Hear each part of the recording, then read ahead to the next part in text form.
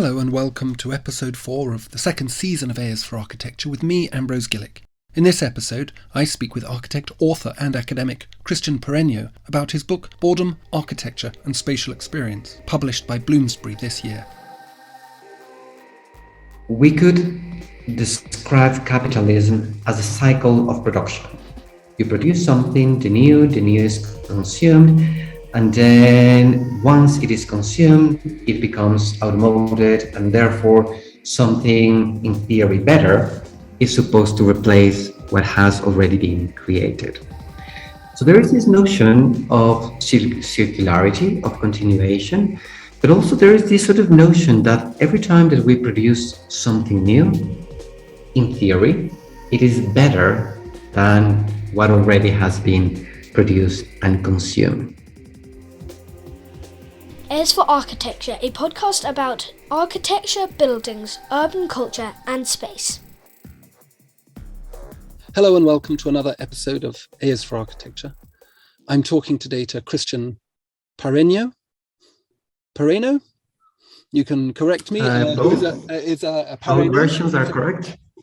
Who is assistant professor of architecture in Ecuador. Christian, would you be so kind as to introduce yourself? Hello, Ambrose, and thank you for having me in A is for Architecture. As you said, I teach history and theory of architecture at Universidad San Francisco de Quito in Ecuador. I consider myself more a theoretician rather than a historian, in the sense that I am more interested in trying to come up with interpretations of the past, rather than to reconstruct the past in itself. Of course, history and theory go together. You cannot really separate one from the other. But I think that my interest in interpretation, in trying to come up with some sort of explanation of what has happened, derives from my training as an architect. I trained as an architect. I worked as an architect here in Ecuador for 4 years before I moved to London to pursue the MA in Histories and Theories at the Architectural Association. And the reason why I wanted to do the MA in History and Theory was because I thought that was going to make me a better designer. I thought that I was missing something, and I thought that perhaps history and theory would have some sort of answer. But that kind of thing actually totally changed my way of perceiving architecture. And then architecture became an object of study, an object of knowledge. So it was no longer just about design, of coming up with new forms or with new solutions, but it turned into a way of understanding society, culture, economy, and so on. After the AMA in London, I continued to do some work as an architect in a big architectural firm in London, but no longer with the same interests as a designer, more as with this interest of trying to understand what was going on around me. And that was the context in which this idea of boredom started to infiltrate in my mind. And I decided to then continue with a PhD. And you did the PhD in London? I did my first year in London at UCL with Ian Bonne, and then I transferred to Oslo with Mari Lending. So I began in London, and then I finished in Oslo. That's fantastic. That's a big transfer. I mean, I don't know much about Ecuador. I always thought I would end up living in Ecuador for some reason. A particular paper that I used a lot in my own PhD was based on a by a couple of authors called Green and Rojas, on a particular program that was run maybe through your university. I don't recall now. I was trying to find my hard drive to find the paper again, but it was about a program within an architecture school there where they had taken students and given them a project working within the informal settlements in Quito, I think it was, working to help people informally, well, more formally develop their own homes. And I'd always found this a fascinating fascinating condition, because we don't in the UK obviously have informal settlements in the same kind of in anything like the same kind of manner that you do down there. So I've always found that tension between high architecture, and your book is very rich as a kind of this is the book, by the way, that we're talking about today, which is Boredom, Architecture and Spatial Experience, published by Bloomsbury. And it's a wonderful book, and we'll come on to that. But this idea that the book is very rich and very deep in its theoretical understanding. It's very what you might describe, I suppose, as high end or high architecture. And yet your background is in a context in which there is this real kind of desperation and desperate need for architecture. I wondered if you could tell us a little bit about how architecture is taught within the Ecuadorian, within your context, how it differs perhaps to some of the more where it differs from what you found in London and then in Oslo as well, if at all. No, it does, and it does a lot. I think that in general terms, I could say that the education of architects here, it is still very much informed by modernism. So in a way, it's like here there is no postmodernism. Students are really trained to solve problems, therefore to understand architecture as a sort of problem. And with that comes also this idea that, that there is a certain figure of genius who is able to solve society, all those sort of aspects, which in a way have been sort of superseded in Europe by postmodernism and the critique of modernism in itself. So I think that perhaps that was one of the reasons why I felt that there was something missing here. And that is why I needed to go away, travel, and try to see different perspectives of it. But at the same time, I think that the overall context, the history of Ecuador, the architecture of Ecuador, the culture, the way people react to space, can be also defined as a zone of in-between. So, it's not local, it's not foreign, it's not something totally vernacular, it's not something totally sort of generic and international. And within that, I think that architecture also is in this moment of in-between, in which we are wondering again what are our needs, but also what are or which ought to be our references. Where should we look at? And within that condition of in-betweenness, of perhaps this zone of encounter, I think that boredom comes very, very handy because it is also, you can sort of say, you can argue that boredom is a condition of in-between. You are in one space, in one context, but you don't want to be there. Boredom can also be sort of described as wanting to be in another situation, in another architecture. So I think that this notion of being in between places, in between spaces, in between conditions, it is what is still sort of defining the way we understand architecture. Mm-hmm. So we still here in Ecuador think that architecture is just the designing of buildings, objects, of edifices. But we seem to be slowly progressing into the understanding of architecture as space, as conditions, circumstances that all people live and inhabit. That's really very interesting, this idea of something I was talking about in another of the podcasts was this idea of modernism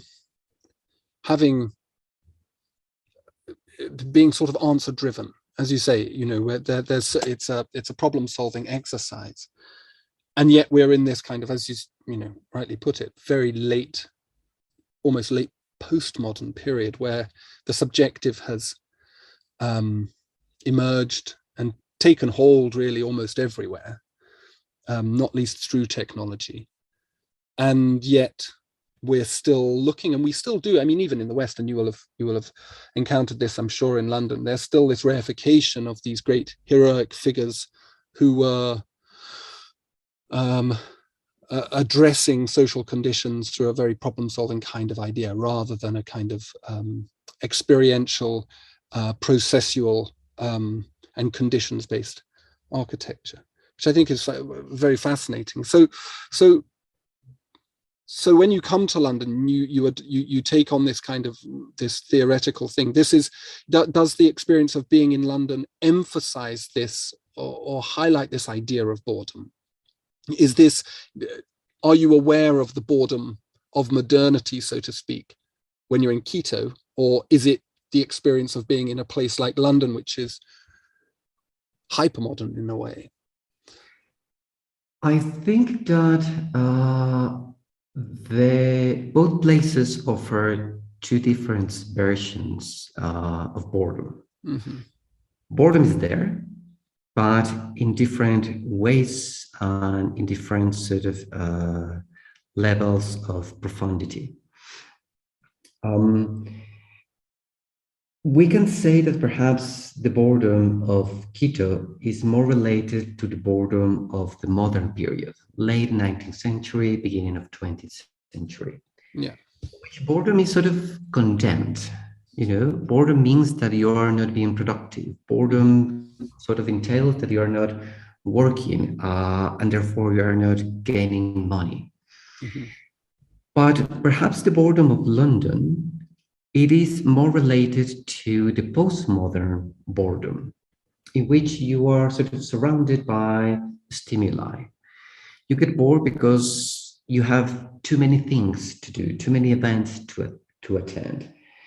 And also boredom begins to adopt this sort of notion of being a reactionary sort of condition, you don't want to be modern, you want to be postmodern, and therefore you adopt boredom as this radical sort of way of reacting to this abundance of situations.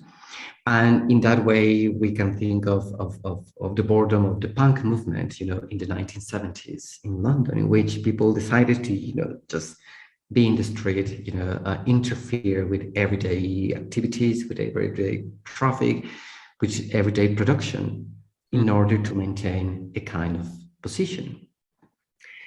And within that, I think it's important to sort of differentiate that boredom in history also sort of suffers some sort of transformation.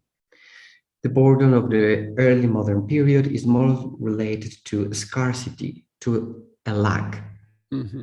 While the boredom of the postmodern is a sort of reaction to too much. Mm-hmm. Affluenza, I think, is one of the words that is now used to sort of. Yes, definitely. So if this surplus of information, the surplus of situations, conditions, forms, buildings, that simply become too much for the individual to make sense of it, to derive some sort of meaning out of it. So in the book, I mean, you track this journey through the development of boredom, and you place boredom as squarely as something that is characteristic of the modern paradigm. From, let's say, you start in the Regency period with the literature of Elizabeth Gore, and slightly later with Charles Dickens's Bleak House, and you track this increasingly sort of dynamic idea of what being bored is. The earlier periods had characterize boredom as a vice, as something that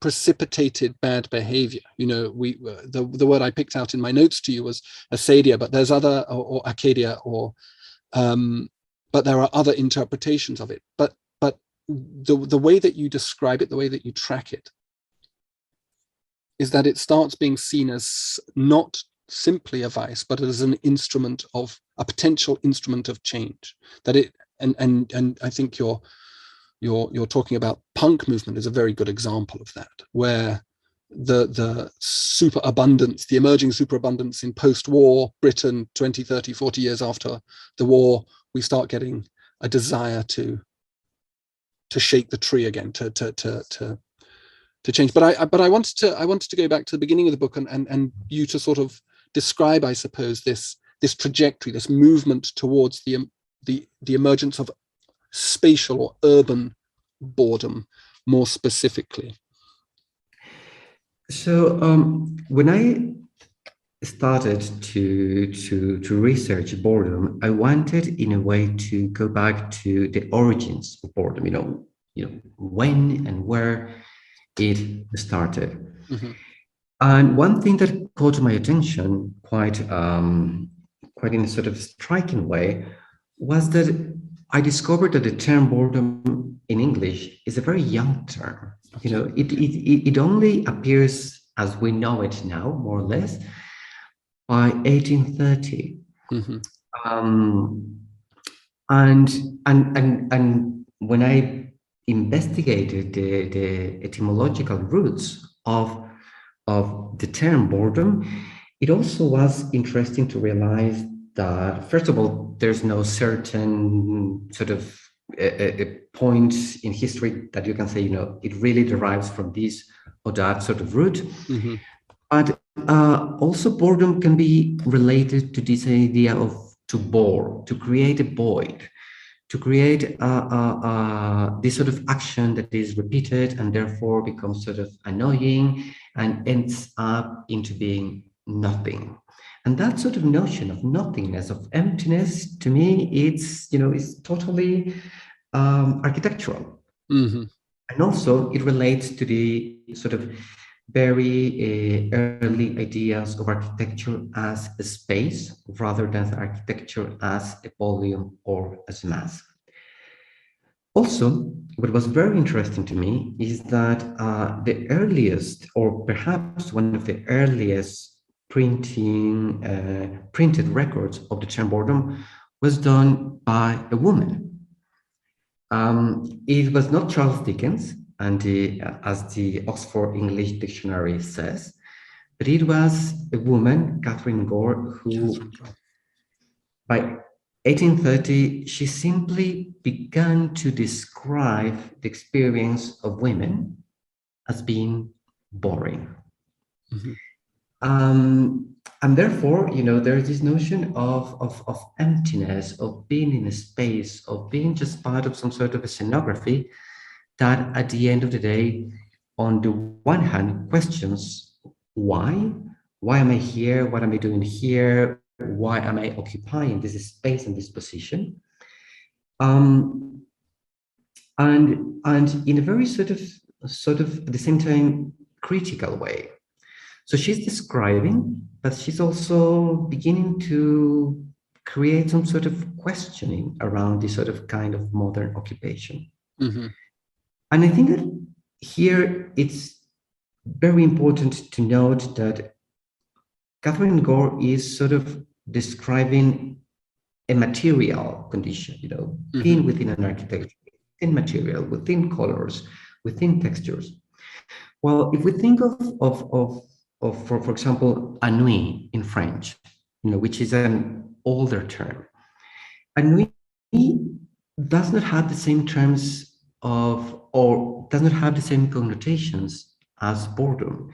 Ennui is slightly more sort of aspirational, and it's more sort of related to the sublime and this idea of being in a sort of intangible dimensions.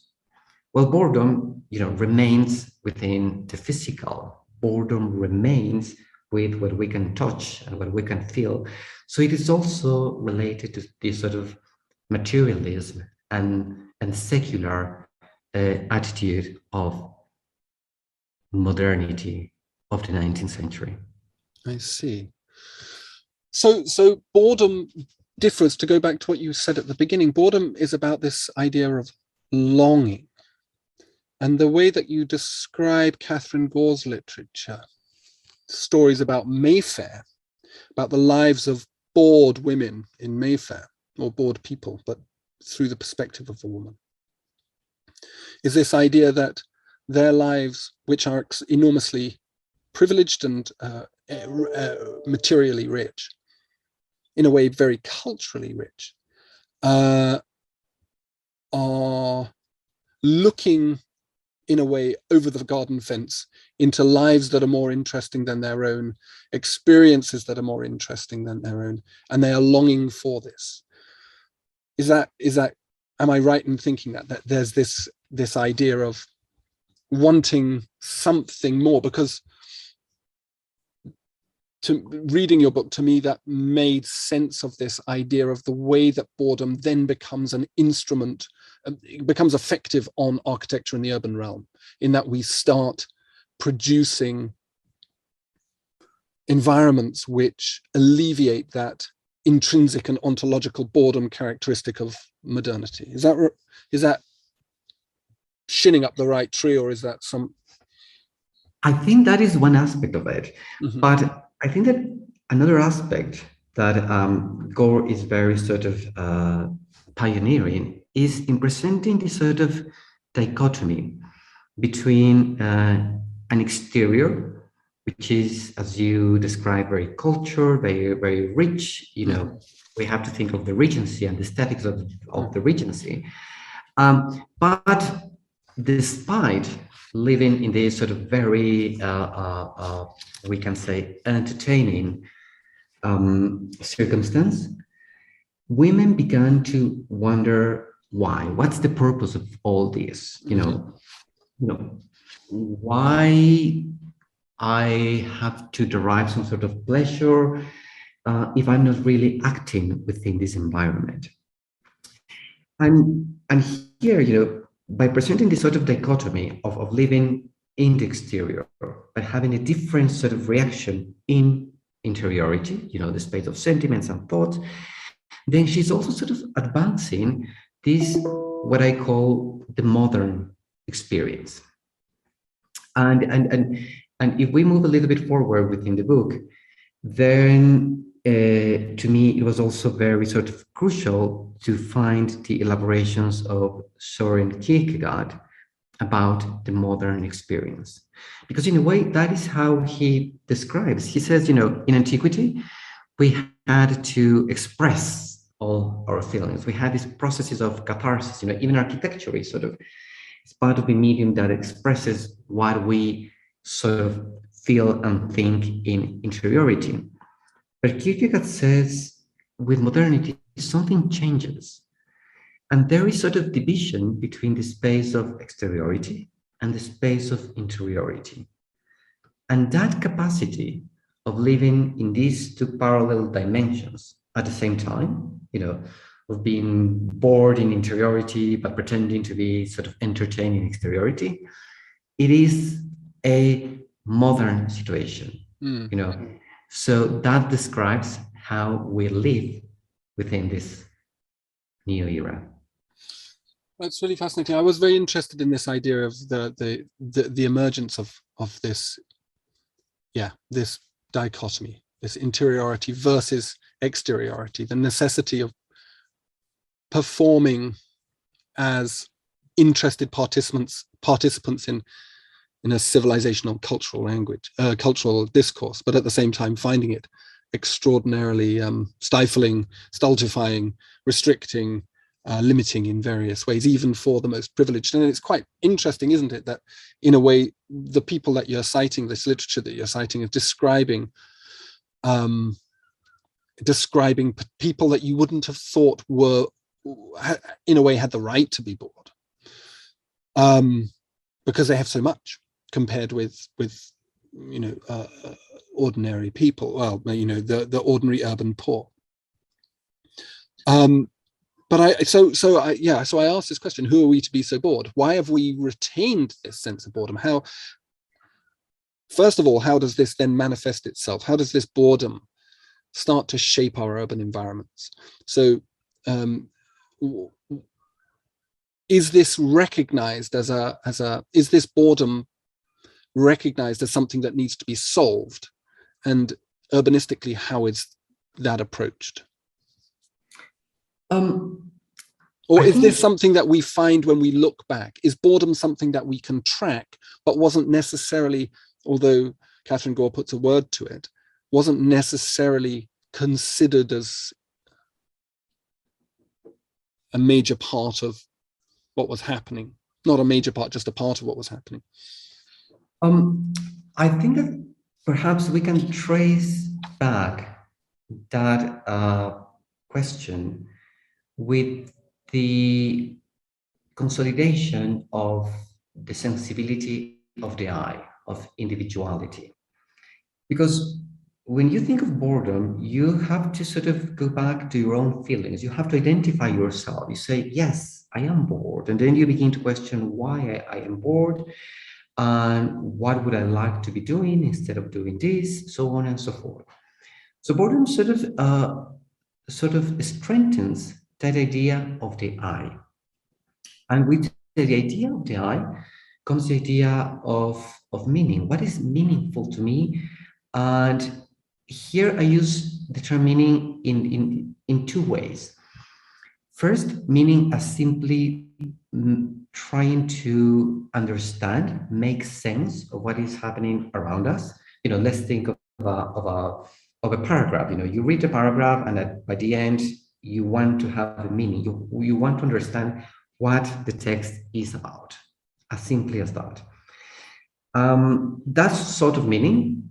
The I in relation to the city, the I in relation to how can I make sense of what is happening around me, but also meaning in the terms of existential meaning, on what is my purpose within this context. And here perhaps and here if we think in terms of architecture, is that we can sort of derive the sort of change in sensibility. Because, for example, as you mentioned in the potential topics to talk about this morning, was about this idea of the Gothic cathedral, in which you have this big space, in which you have this sort of technological, sort of display, versus a modern building. Let's think of the Crystal Palace. What would be the difference? And I think that the difference has to do with this notion of meaning, because the Gothic cathedral was pointing out as your validation as human being. It showed you that all your efforts in life were directed to this otherworldly situation, space, and dimension. So that validated your life and your everyday effort. Well, on the other hand, with the secular approach of modernity, then that meaning sort of dissolves. And instead of, actions being directed towards God or some sort of sense of the religious, you have to turn back to yourself. And that is the question of the sort of individual meaning, the return to I, or perhaps not return, perhaps the discovery of the I, which the individual has to begin to consider the context in which life is sort of unfolding.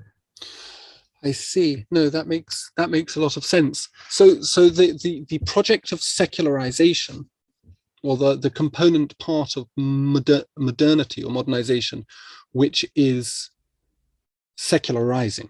And I think it's Peter Berger who talks about secularization as an inherent characteristic of modernity, one of 5 or 6 that he picks out. So secularization is at the heart of this, or maybe it's desacralization. Maybe what pre-modern people have, and you use the idea of the Gothic cathedral, I think, very well, is that they have this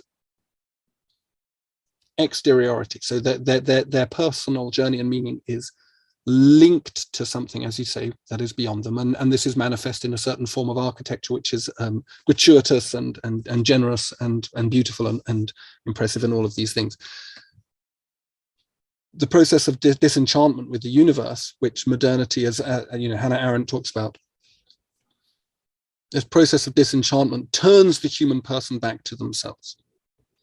It individuates the human person. It's interesting that I was reading an introduction to Dr. Zhivago by Boris Pasternak, and Pasternak suggests that the genius of Christianity, funnily enough, is individualization, and that it just takes a long time to realize itself. Is that the characteristic of pre-Christian cultures was one of nepotism, of tribalism, and what the idea behind Christianity of individual salvation necessarily entails this individuation, this turning into them to the self, to the individuated self, rather than aspiring to a collective salvation through collective cultural outputs, which I find quite interesting.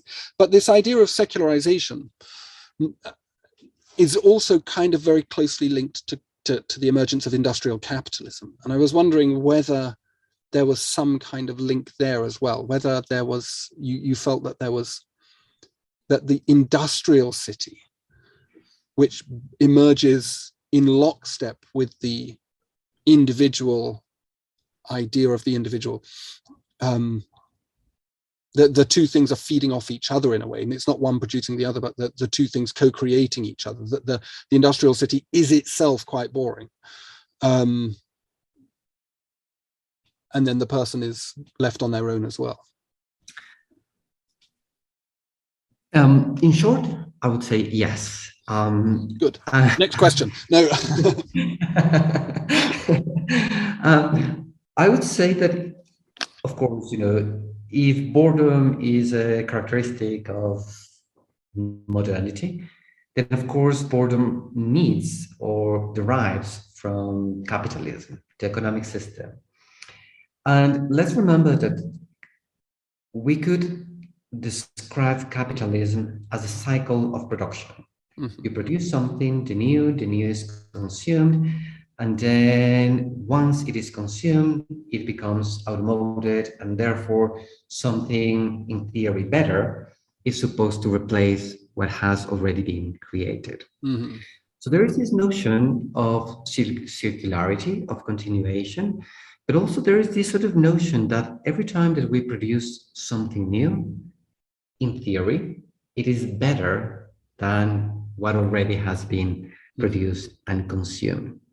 So it is this sort of cycle in which the mythology of progress, of advancement, comes in and justifies, this constant cycle of repetition, of the consuming of the new, which turns into the old, and the old, gives birth to something that is even newer. Mm.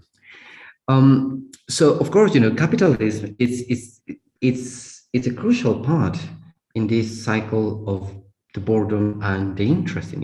One needs the other. It's sort of vicious circle that many philosophers wonder. When is it going to end? Is it going to end, or what other new system is it going to replace capitalism? And so far, I think that most philosophers would agree that we have not been intelligent enough or inventive enough to come up with a replacement to capitalism. Well, I wonder about this because, I wonder about this because when I lecture on a particular lecture I give to the master's students is around the idea of transportation and sustainability, and I talk about the emergence of the motor car, and the motor car is either It either produces the desire to travel great distances, or it is a response to a desire to travel great distances, i.e. the human animal, the human psyche, collective and individual, starts to desire to go great distances at speed. And so we make a machine that does it. And I wonder whether this is at the heart. So to come back to this idea of individuation, I wonder if this is at the heart both of this modern thing, is that individuation is a dangerous animal because it has this constant ravenous desire for the next thing. I mean, I have sons, and they go through this phase when they're about 5, where they just want the next thing all the time. So you give them a thing and they want the next thing. And it's like, it's very base, and you have to kind of temper it, and you have to kind of, you have to control it. But the next thing and the next thing, it's like you give them a sandwich and they ask for the crisp. You give them the crisp, they ask for the cola. You give them the cola, they ask for the ice cream. And it's like, you know, it can defeat you as an adult. I mean, the unbelievable kind of a battery of demands. But I do wonder about this idea that we won't escape, in a way, this cycle of consumption and boredom because we are individuated. And it is only through collectivization in one form or another, either through medieval and pre-modern societies, or in the case of certain political movements, philosophical political movements of the 20th century, this attempt to supersede the individualist desire, to actually put a stop to this, because it doesn't seem to want to stop. As you say, you know, I've lived through the Walkman, and then the mini disc player, and then there was the CD, there was the personal CD player, then the mini disc player came out, and that lasted about 3 years, and it just sort of disappeared. Lots of people spent a lot of money, and then we got the MP3 player, and now it's just this endless cycle of phones and phones and phones and streaming and better streaming and more, you know. So I do wonder about that. I wonder whether this boredom is absolutely attached to the modern fetish for individuation. Going back to this notion of individuation, but also going back to your sons, Donald Winnicott, you know, the very famous British psychoanalyst, he said that boredom, and more or less around the age that you described, or 4 or 5 years old, he said that, you know, the boredom in children is a sign of development, is a sign of independence, sign that they no longer need a parent, a guardian, and that they are beginning to explore the world by their own means. Which, of course, goes back to the question of what do I like? You know, if I don't want crisps right now, what do I really want? Is it chocolate or is it soda? You know, so to Winnicott, it's a sort of sign of development, of progress. But also, moving a little bit within the book, if we go to Heidegger would say that sort of boredom, the boredom of the I, of the individual, is the boredom that we could call the most superficial, because it still lingers within this material realm, you know, the body, the context, the architecture. And in a very sort of almost controversial way, he says that there is a more profound boredom.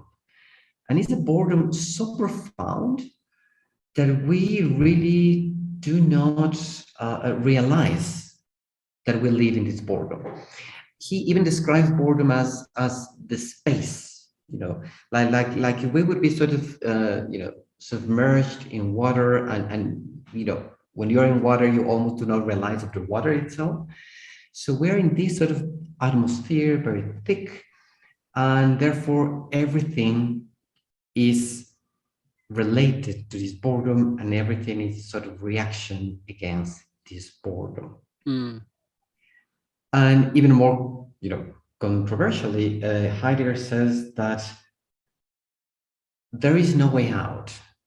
You know, if we continue within the same system, if we continue with this sort of obsession with science, if we continue sort of not trying to understand our role within the environment, then we will be the same. And in a very sort of polemic way, he says that the only way out of boredom is through terror, because terror would sort of would be sort of strong enough to make us wake up from this boredom dream, and therefore we would be able to change our system, our beliefs, so on and so forth.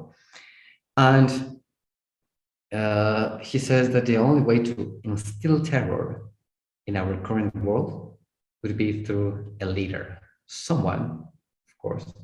He's in a way sort of, you know, many people have interpreted this as just paving the way for Hitler, that there would be someone who would be able to make us sort of realize of this condition that we live in. And that is a very more profound level of boredom. And that requires not just the process of individuation, the I, but it also becomes a communal project in which, you know, we would all have to be guided towards this sort of new period with new values. There's quite some correspondence there, isn't there, with the current situation, with this COVID-19 crisis and the way that it has actually, in a way, been quite exciting, and has also precipitated, on an individual scale, but also on a cultural scale, an idea that there needs to be, that something isn't right, that the process of homogenization through globalization seems to be in some way productive of pathologies, and it's given everybody a fright. Whatever their position on it, it's frightened everybody, whether they're terrified of the virus or they're terrified of the response to the virus, political and social responses to the virus.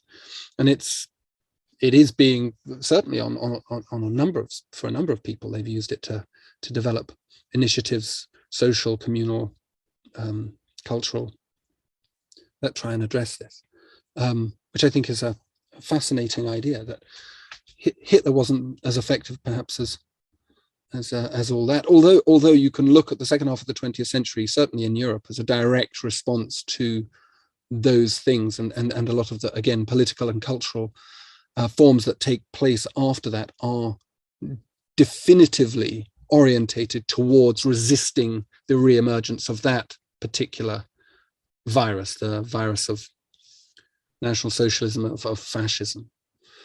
But so is Heidegger saying that the actual condition, the spatial social condition itself, it's not just an individual thing, but it is itself definitively boring?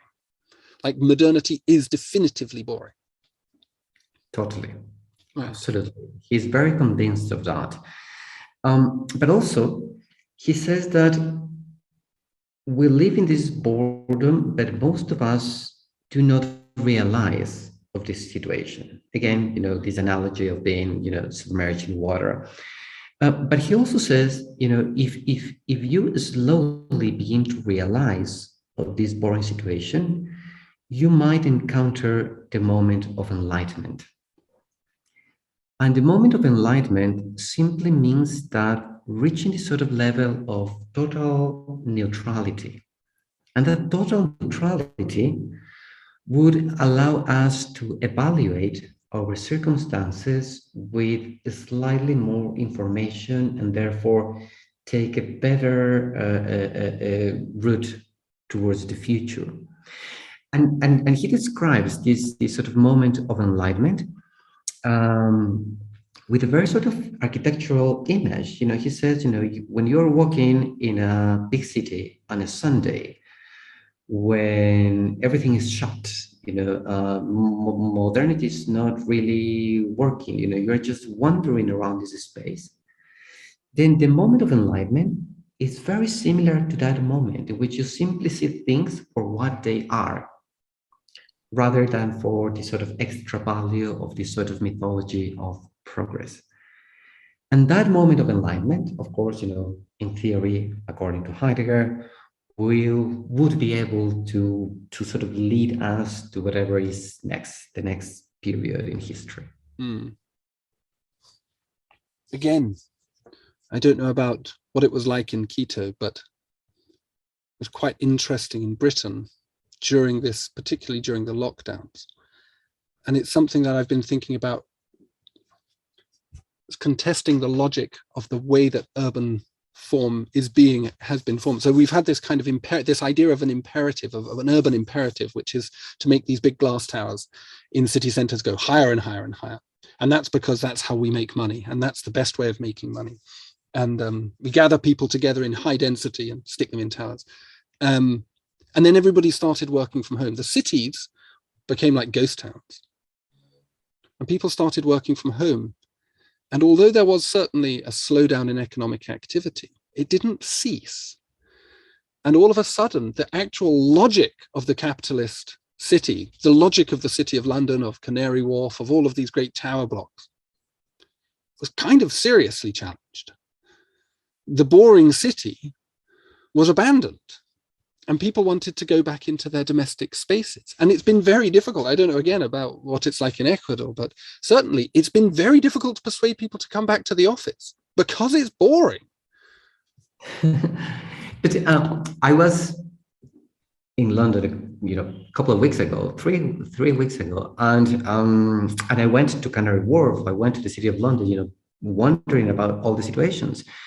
But first of all, I was told that now Thursdays are the new Fridays, because Fridays people go to wherever they live, and the city therefore becomes animated again on Thursdays. And it was totally true. I went to the city, I went to Canary Wharf on Thursday, and it was like the past, as if the virus had not happened.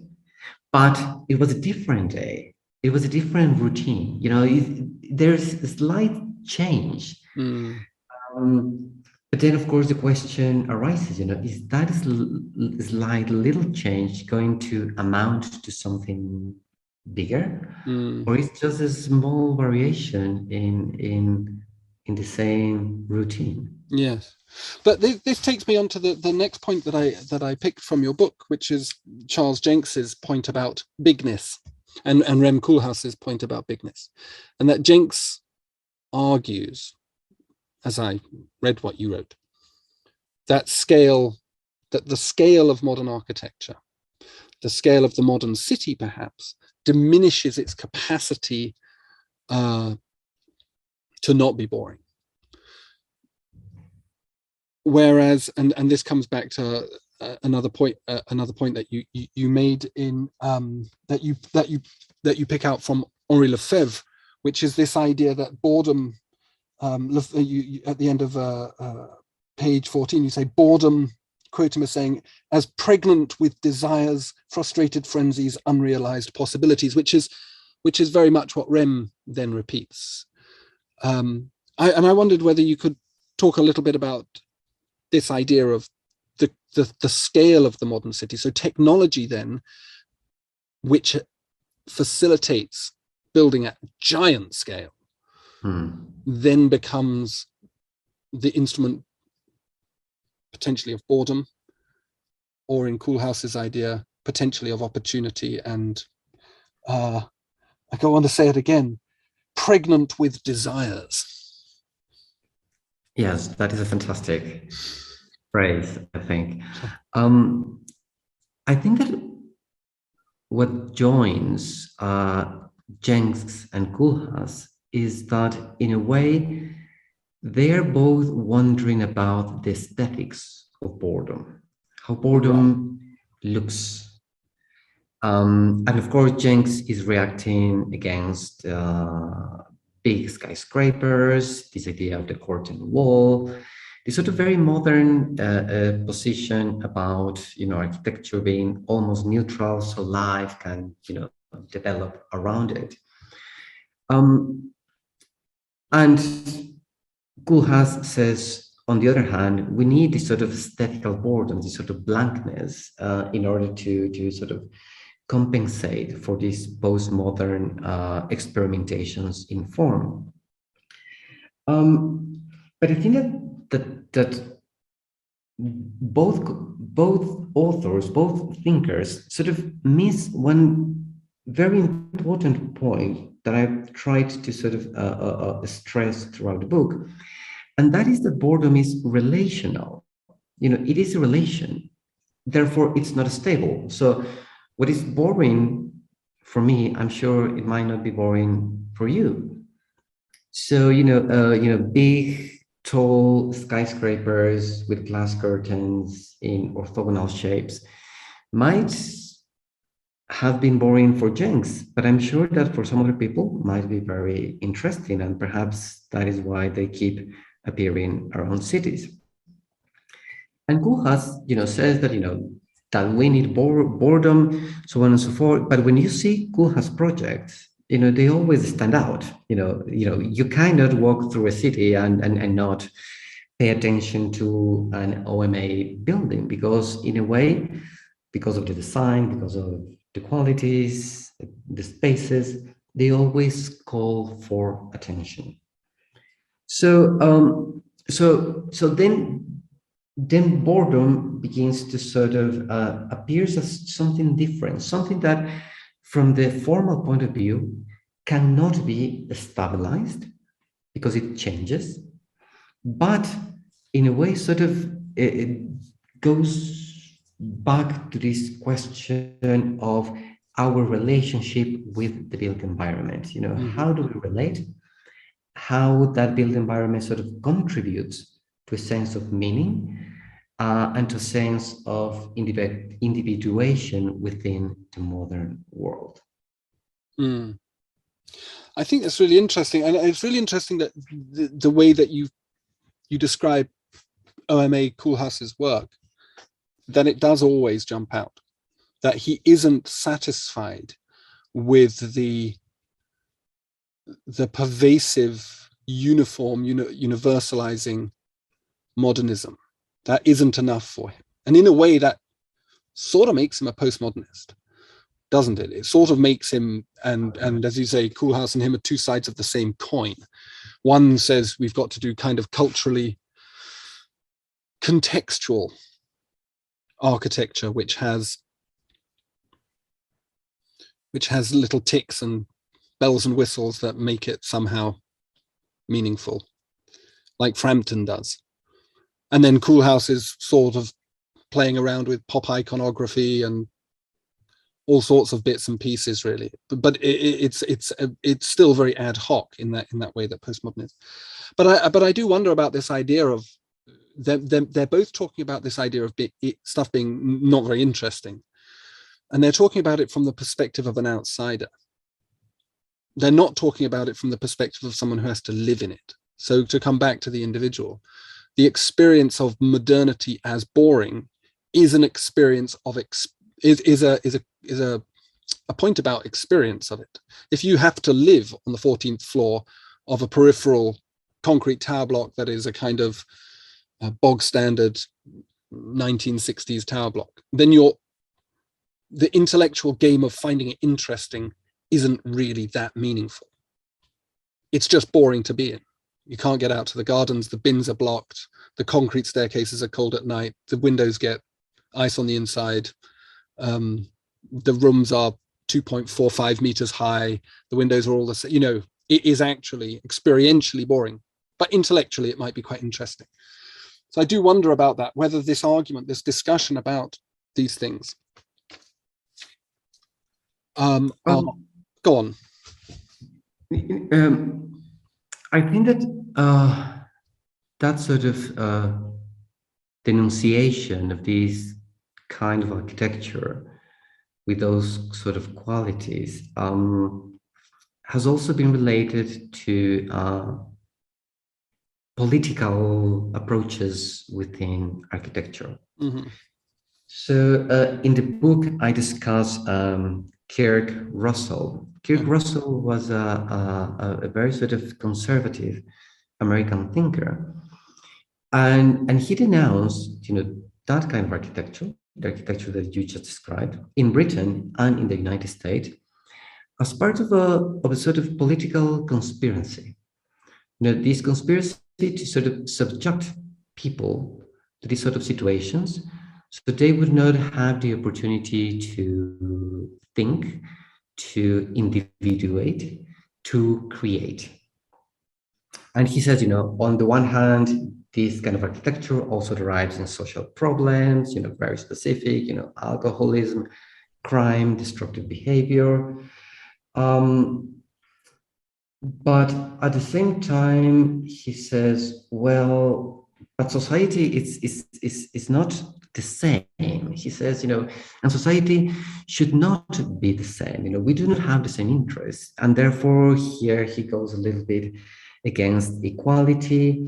And he begins to sort of wonder about how could we create a very sort of diverse architecture that on the one hand would be able to respond to this sort of diversity of people, but taking into account that we do not want everyone to be equal or to be the same, because in his view, in his conservative mind, we are different with different capacities and therefore with different sort of roles and positions within society.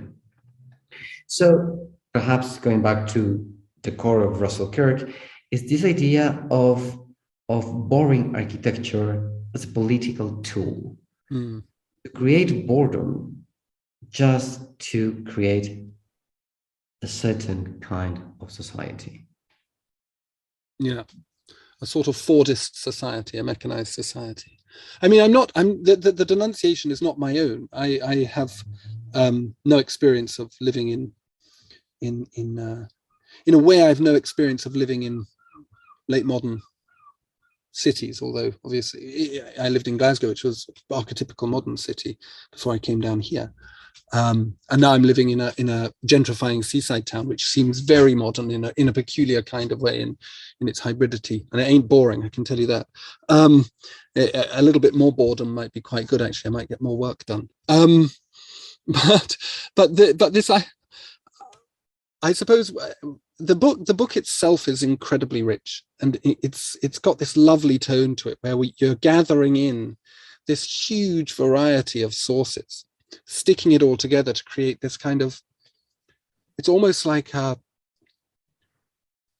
don't know, it's like a diagram of ideas that you pull together to consolidate your thesis around the idea of boredom. Where does and I did want to talk about that methodological approach to history and theory that you have taken here, which is very ahistorical. I mean, you track a chronology, but at the same time, it doesn't feel like a chronological history. It does feel like almost like you're playing in ideas. It's very elegant in that respect. But I do wonder whether, if you've ascertained this idea of boredom as an inherent characteristic and a problematic one, but with built-in solutions to it, where do we go? How are we trying now to deal with this idea? How does the contemporary city address this idea of boredom? What does it look like? Is this what the Guggenheim effect is trying to do? It's trying to create points of interest amongst the amorphous boringness of the Turner Contemporary here in Margate, or do we try and create cities that are exciting and then let the rest of space? So we've got New York and we've got Los Angeles, and in between that, who gives a damn? It's as boring as hell.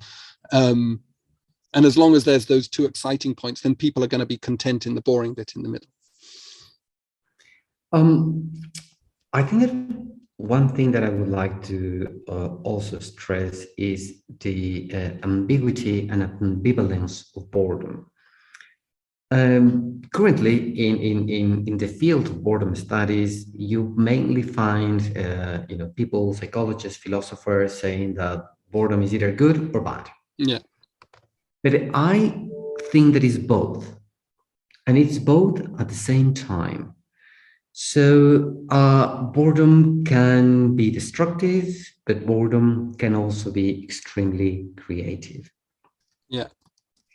Boredom can derive from too little, but boredom can derive from too much, and sometimes, at the same time. But the question of what is next, I don't think that it can be sort of response yet, because we're still, historically speaking, within the forces of the modern period. We are still working with the same social system. We're still working with the same economic system.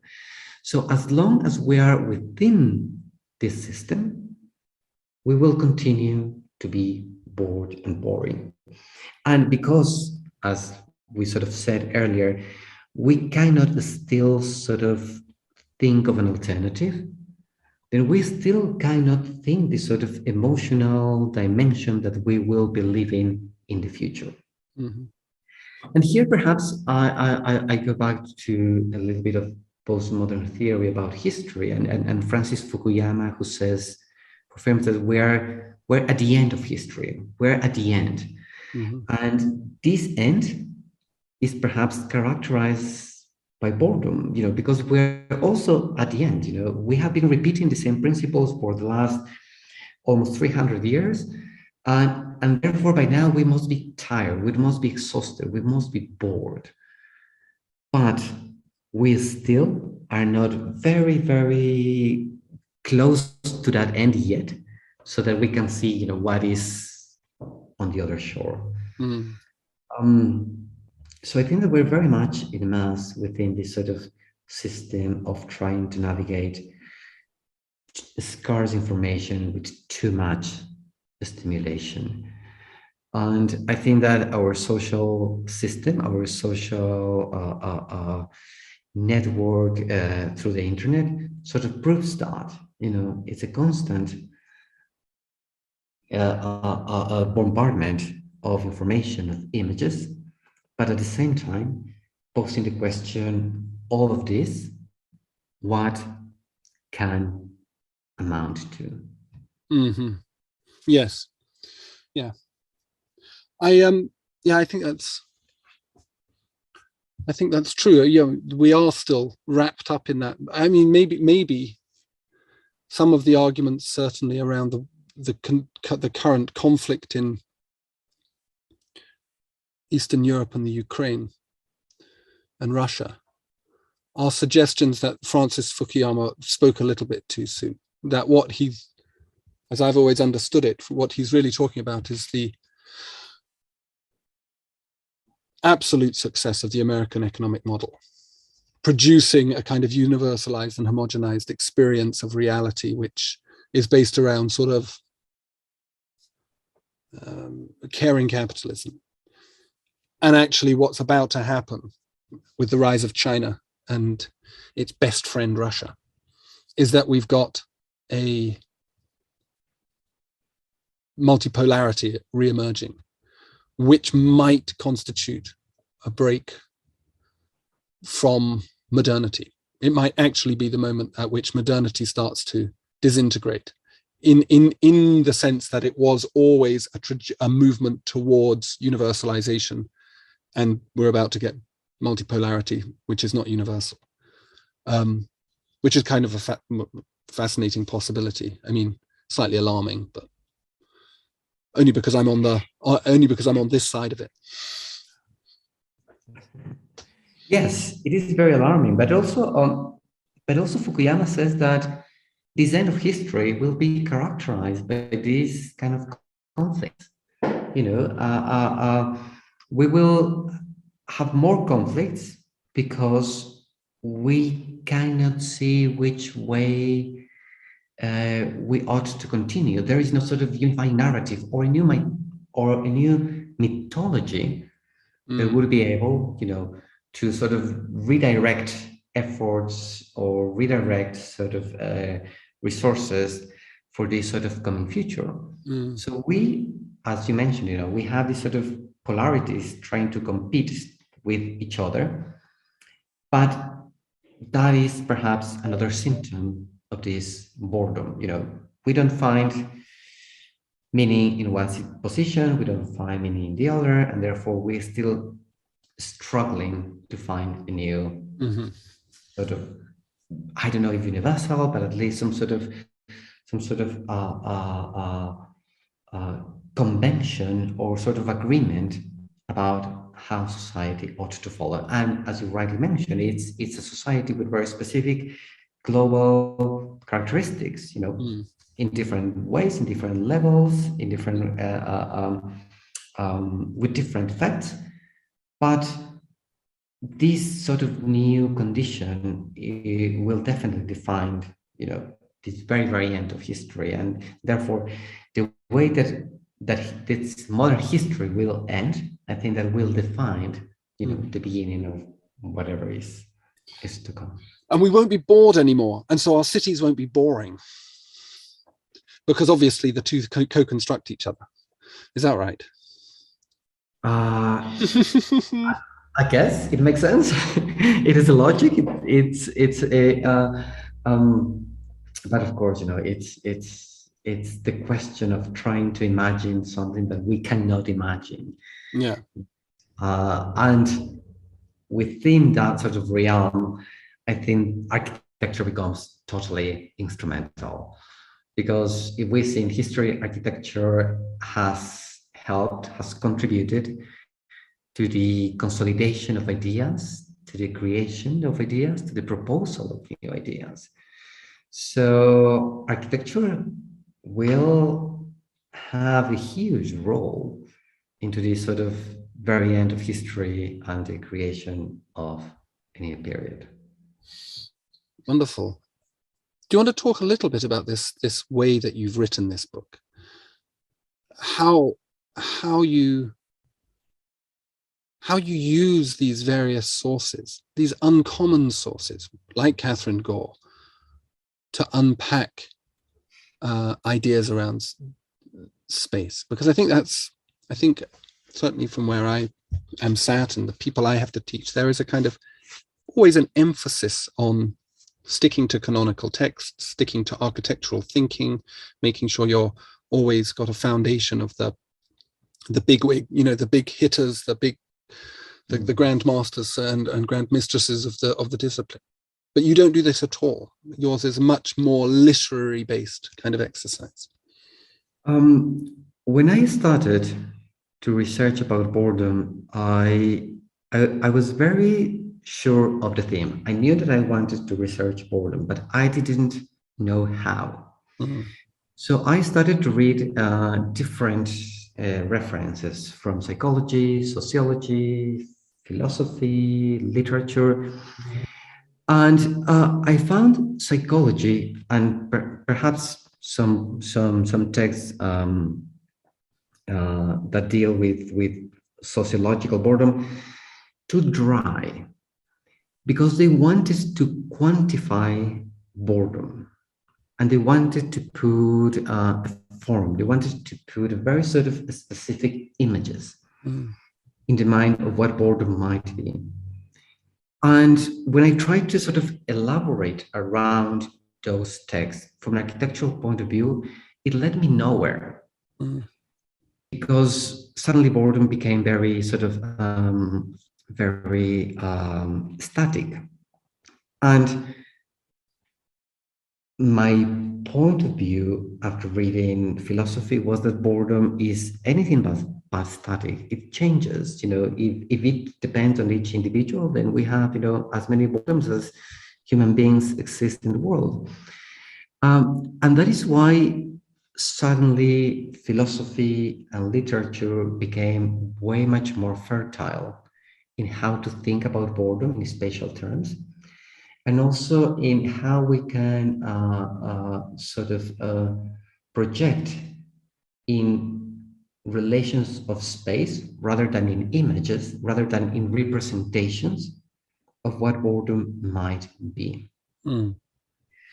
So that is the reason why suddenly everything began to revolve about boredom, and also the sort of finding of this very sort of literary and textual relationship between boredom and space became a very sort of an interesting way of writing the book. And also, I noticed that boredom in architecture begins to pick up slowly, not as perhaps other disciplines, as art or literature, and it begins to, particularly after the second half of the 20th century, begins to appear more and more in narratives, discourses around architecture, to the point that one of the most sort of common terms in schools of architecture, in critiques of architecture, is this decision if you have to say, oh, is this project boring or is this project interesting? And you usually begin saying, oh, I find it's interesting. But this interesting, as I have tried to demonstrate, needs the boring, because when you're saying this is interesting, you're also saying this is not boring.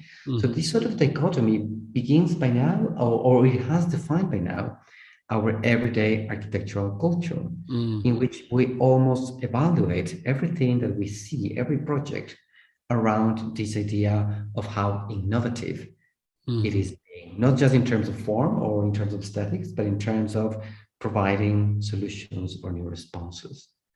In a way, the architecture has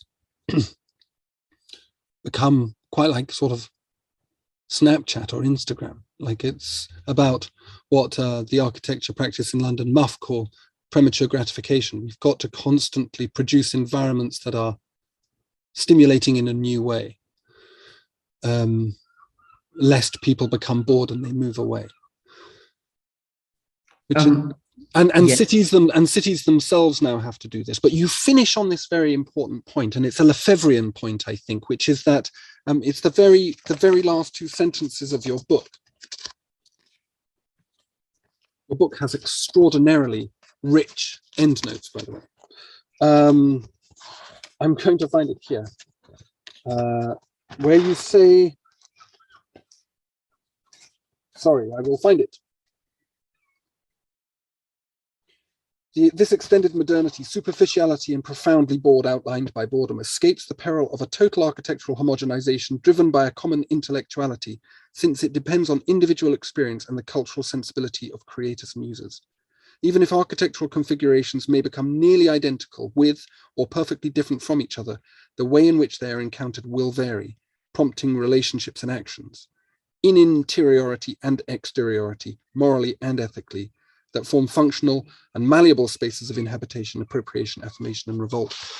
It's a lovely sentence. It's a lovely set of sentences. So there's this idea that even though modernity, we are not going to transcend it at any point soon, it would seem, this Lefebvrean point of, how we get to the sensory sensual is the way that we can transcend this boredom. I think what I was trying to point out, without realizing then, but perhaps now it has become slightly clearer, is this notion of experience, and how experience can sort of take a different tone, and how experience can become a source of knowledge and a source of reflection that can surpass just the individual, that in a way can surpass just the will or the need to self-expression, and can sort of become a new body of knowledge that perhaps can lead into some sort of way of proposing some sort of future. Also, this idea of experience, it is something that I have encountered quite a lot in the last couple of years because of the pandemic. In all these sort of conferences and people talking and speaking, they all go back to this notion of experience. My experience during the pandemic, what have I done? How have I reacted? But I think the challenge now is how to take that body of experience, as we usually sort of tend to understand it, and try to sort of process it in a different way. And here, I think that what is interesting about experience from a sort of epistemological point of view is that experience perhaps tries to do what Heidegger was trying to suggest, which is trying to incorporate the researcher, trying to incorporate the philosopher within the process of questioning, within the process of researching, to come up with solutions that are slightly more hybrid, that they are not either objective or subjective, but in a way try to combine both, and that sort of mixture, that sort of stickiness, that amalgamation might suggest something totally new and different. So that is why actually I am trying to, at the moment, to think of a new project, and a new project of research that on the one hand revolves around this notion of experience, but not as a description, but more from an epistemological point of view, but also what I would call at the moment, the experience of sameness, the exposure to repetition, to the same sort of circumstances, and how that circumstance, that sort of historical condition, perhaps can begin to turn onto itself to begin to suggest something else. Brilliant. Thank you very much, Christian. That was lovely to listen to you talk and to get to ask you questions. Really enjoyed it. Thank you, Ambrose. That was very interesting. That was very intense. I have not had the opportunity to discuss these ideas in quite some time, so I'm very thankful. Phew, that was intense. Thanks to Christian for his wonderful book and for engaging so thoroughly with the recording. Thanks also to Bloomsbury for the book. Please see the podcast description for links to it. You should buy it, obs. And to Christian's professional and social links. And to another recording Christian made as part of his work with the research network, the International Society of Boredom Studies, entitled Boredom, Suicide and the Architecture of 1 Poultry Street, London, from June 2021. And of course, don't forget to like, subscribe, follow and share A is for Architecture all over the shop. Cheers.